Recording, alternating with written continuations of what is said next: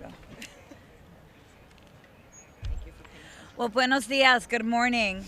I'm Congresswoman Delia Ramirez, and I have the honor and pleasure of representing the mighty Illinois 3rd Congressional District. And oftentimes people will hear me say, as my next sentence, that more than the title, what I'm most proudest of is to be the daughter of a Guatemalan immigrant who taught me to recognize our shared humanity. You see, my mother, Maria Elvira Ramirez, she led me to understand that my peace, my safety, my well-being is interconnected to the peace, to the safety, and the well-being of others who are experiencing all sorts of things across the world. And having just commemorated Mother's Day after a painful time for many in our communities, her teachings have taken for me a new relevance.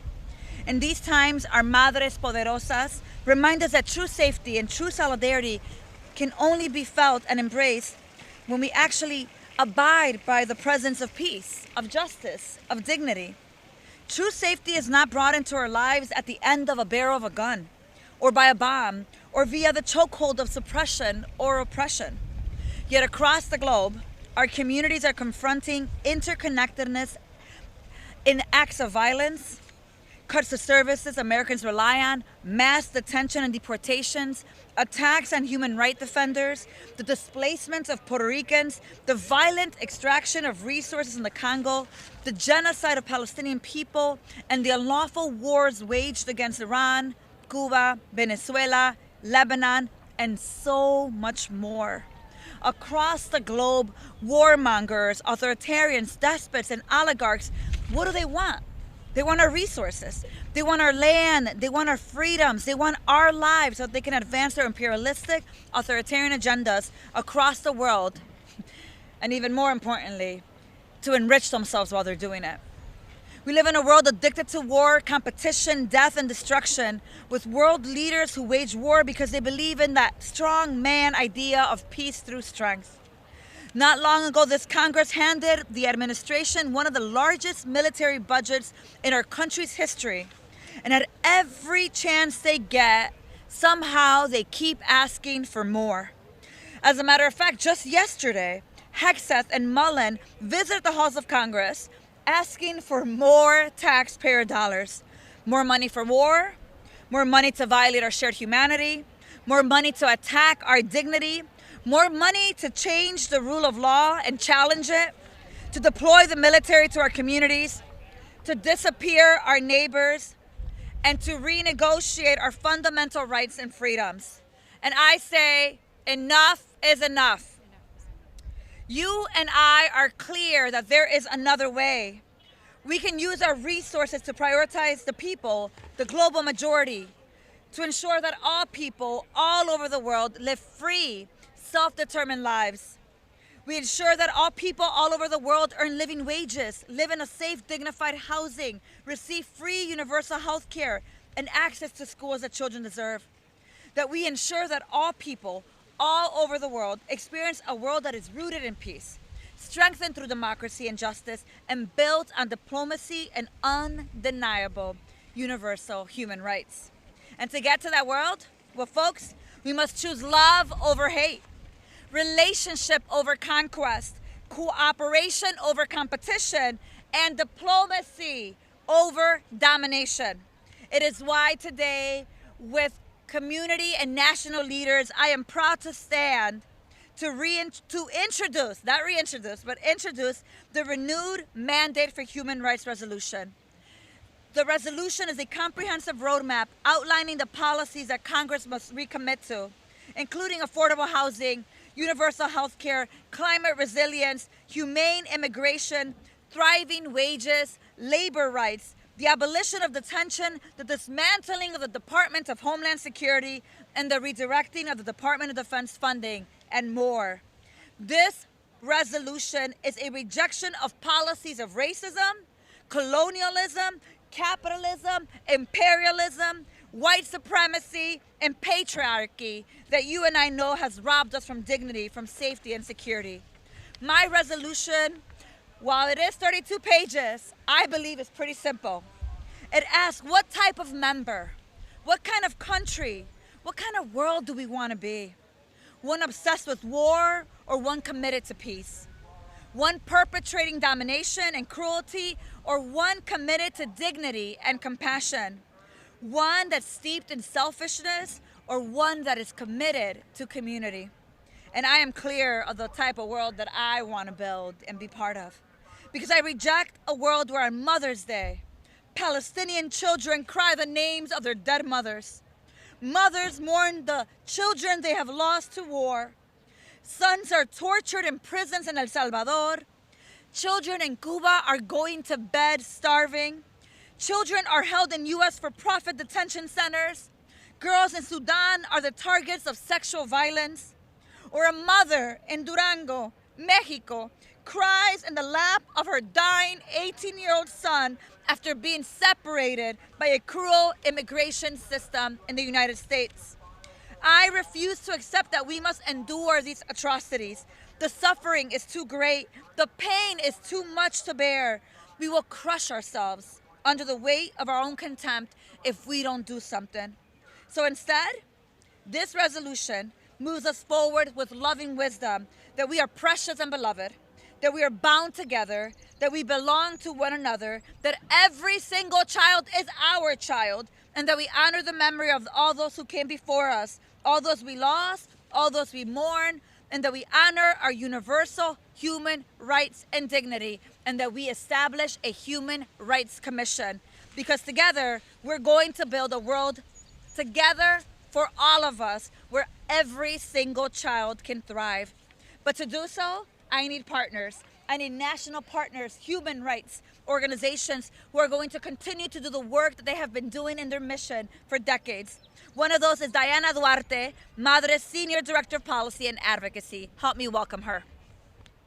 Thank you so much. Thank you. Hello, my name is Diana Duarte, and I am the Senior Director of Advocacy and Policy at MADRE, and we are a global feminist fund and human rights organization. And MADRE works with gender justice and human rights defenders all around the world. And for generations, our partners have taken care of their communities, they've led movements for democracy, and they have truly saved countless lives, all often while trying to survive the endless wars, the sanctions, and the harms of U.S. foreign policy. In Sudan, women human rights defenders led the revolution that ultimately forced a dictator from power. But they were sidelined by a peace process backed by the U.S., which empowered armed groups and unfolded into the largest displacement crisis in the world. In Palestine, we work with community health providers in Gaza who have delivered life-saving care amidst displacement and destruction. And these teams have had to rebuild and relocate medical tents repeatedly because of Israeli strikes conducted with U.S. weapons and military support. So we stand with our partners from Iraq to Nicaragua, from Palestine to Sudan, from Colombia to the DRC in their dedication to peace and justice. And we know that we are among the very many who have propelled a global, multi-generational movement that has brought human rights to life.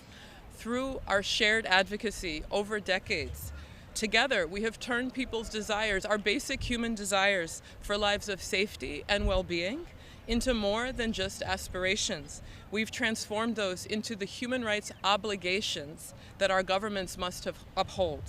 And that's why we look at this resolution, this renewed mandate for human rights, with so much hope and determination. Because we know that the U.S. is at a moment of reckoning.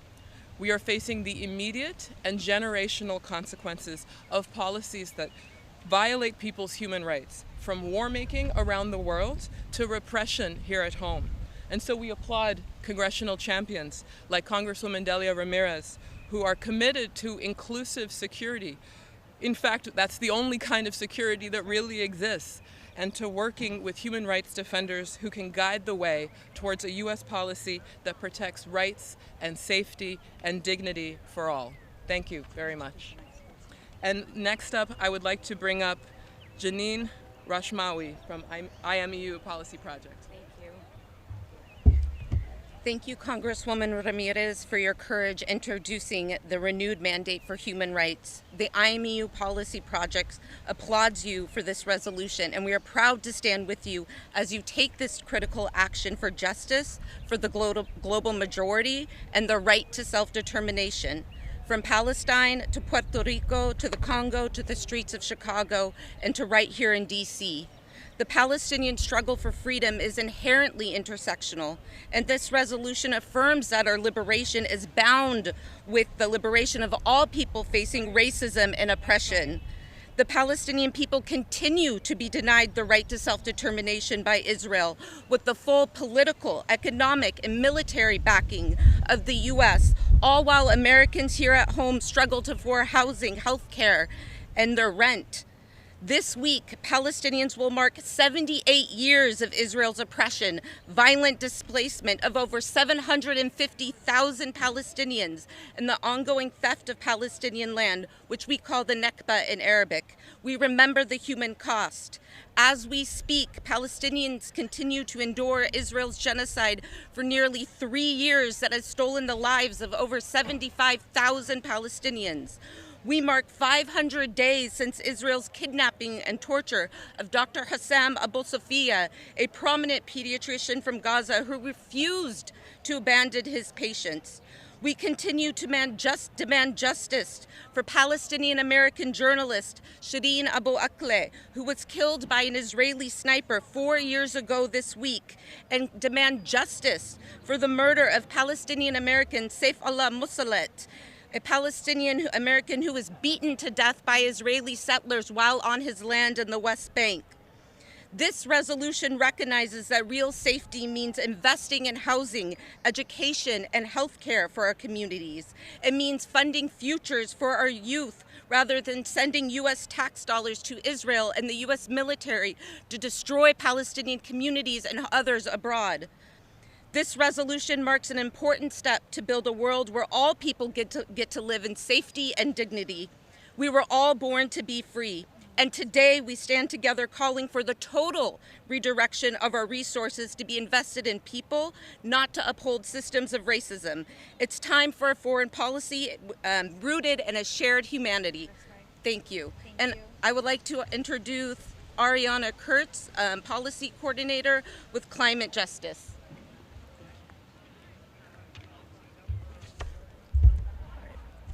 Hello all, thank you so much for having me here today.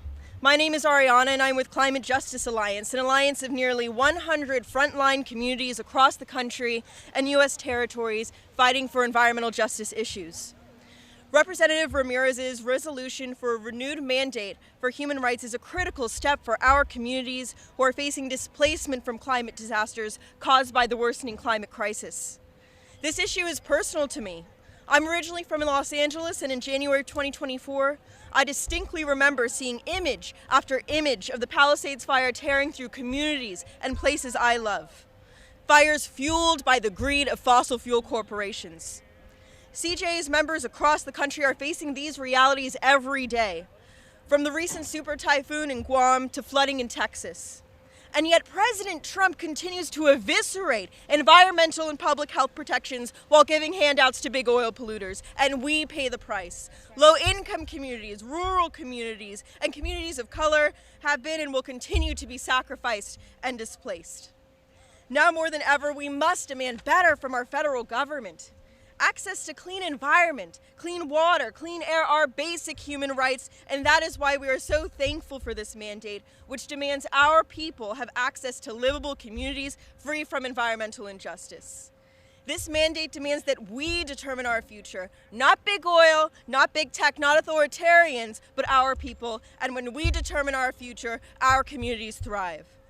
It is time for our federal government to empower communities on the ground already doing the work and recognize their right to self-determination, and that is what this mandate calls for.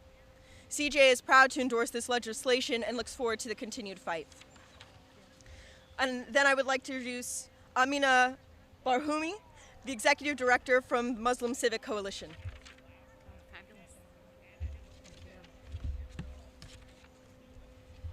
Good morning. My name is Amina Barhoumi. I serve as the Executive Director of the Muslim Civic Coalition. We're a grassroots organization empowering Muslim communities across Illinois through civic engagement, voter mobilization, and policy. In just the last 6 years, we have passed 8 laws, including the Faith by Plate Act, which makes Illinois the first state in the country to guarantee halal and kosher meals in schools, hospitals, and prisons, and right now we're working to fund it. But as we fight for immigrant justice, or when we build political power, our mandate is simple, that every community deserves dignity, safety, and a voice. And when laws are made for us, they must be made with us. And so we thank Congresswoman Ramirez. Thank you for your courage and your leadership for introducing this renewed mandate for human rights. As every passing day, crises are piling. We are still witnessing an ongoing genocide in Gaza, where Israel's military, industrial, colonial complex continues to ethnically cleanse. My own family lives in Lebanon under constant bombing with the same threat. When I call my mother every day, the roar of Israeli aircraft overhead drowns our conversation into fragments of fear and the unknowing if I will ever see her again. Here at home, state-sanctioned violence and surveillance invades our streets, neighborhoods, homes, and the most sacred of spaces. Families and children are held by ICE detention centers under inhumane conditions, all funded by our own tax dollars. And while at the same time funding for basic human dignity is being erased. We live in a world that punishes those who name genocide, yet it continues because it generates immense profits for those investing in supremacy. Here at home, innocent children have become devastating symbols of dehumanization. 6-year-old Wadi al-Fayoumi, a Palestinian boy, murdered in a brutal hate crime in Illinois, or 5-year-old Liam Ramos, ripped from his family and thrown in ICE detention, all while walking home from school in Minnesota. Both left terrified and alone, stripped of every shred of human dignity. When even the youngest and most innocent are treated as disposable, no one, absolutely no one, is safe. At the behest of these so-called leaders, our democracy itself is being dismantled. Black and brown voices are being silenced, voting rights erased, civic participation eroded, and fascist tendencies threaten the very foundation of our nation. This democracy was built on the sacrifices and labor and blood and resistance of Black and brown people.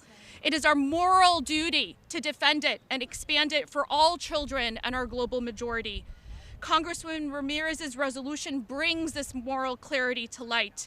It connects the pain of Chicago to Palestine, to Lebanon, to the Democratic Republic of the Congo, and to Puerto Rico. It calls us to see every human being as fully deserving of every human right, rights that should never need to be demanded, yet here we are. The Muslim Civic Coalition proudly endorses this resolution, and we thank the Congresswoman for her decisive and moral clarity on the issue of human rights. And this urgency demands our moral courage, and we're grateful to be part of this. Thank you. Thank you. Folks, as you heard from the women standing with me today, oftentimes I say that it is the women who are at the forefront of the movements for human rights. And I'm so grateful for all of the ways that you continue to stand up for humanity in a time of so much injustice, in a time of genocide, in a time of separation, in a time where our children are not sure if there is a future. I want to close this press conference just summarizing a little bit more about this resolution. As you heard, the renewed mandate for human rights is a resolution that directs the United States to create a human rights commission. The resolution also serves as a comprehensive roadmap outlining the kind of policies that Congress must recommit to. You know, the kind of policies that are not about corruption, the kind of policies that are not about enriching themselves while children in our communities are starving. The kind of policies that actually create a future of liberation for children and not detention. The kind of policies that create permanent, stable housing, not homelessness. The kind of policies that actually create departments that create the well-being of our communities, not terrorize them like the DHS. And to me, in a moment when so many Americans are demanding a democratic response to the rise of fascism, this resolution This resolution presents a commitment to universal human rights, calling Congress to reject policies of racism, colonialism, capitalism, imperialism, and let me say it loud for the RNC to hear, white supremacy and patriarchy.